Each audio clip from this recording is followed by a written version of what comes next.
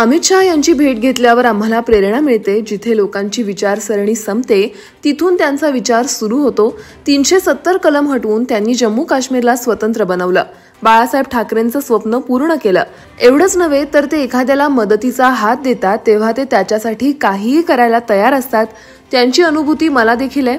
अमित भाई कोणालाही बंद दाराआड शब्द देत नाहीत. ते उघडपणे बोलतात. पण सत्तेसाठी बाळासाहेबांचे विचार सोडणारे, हिंदुत्वाचा गळा घोटणाऱ्यांना अमित भाई कधीही माफ करत नाहीत.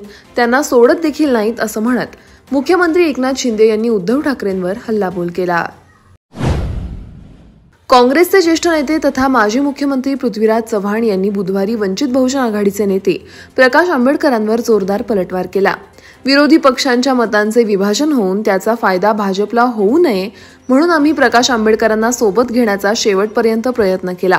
पण ते स्वतः बैठकीला न येता आपल्या ज्युनियर नेत्यांना पाठवून अपमानास्पद विधानं करत होते असं ते म्हणाले.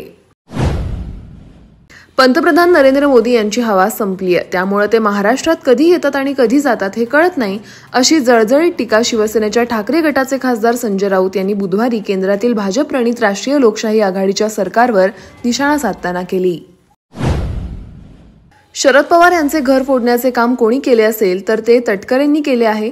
मी अल्लाहला साक्षी मानून खूप गांभीर्याने हे वक्तव्य करतोय. मी ठामपणे दावा करतोय की तटकरेंनी शरद पवारांचं घर फोडलं. शरद पवार यांच्या घरात कोणी भिंत उभारली असेल तर ती तटकरेंनीच उभारली असा गंभीर आरोप शरद पवार गटाचे नेते जितेंद्र आव्हाड यांनी केला आहे. भाजपने शिवसेनेच्या सातबाऱ्यावर खाडाखोड करत गद्दारांचं नाव लिहिलं. पुन्हा निवडून आले तर आमच्या सातबाऱ्यावर दुसऱ्यांचं नाव टाकून आम्हाला नकली शेतकरी म्हणतील अशी भीती शेतकऱ्यांनी मला बोलून दाखवली असा दावा माजी मुख्यमंत्री उद्धव ठाकरे यांनी केला आहे.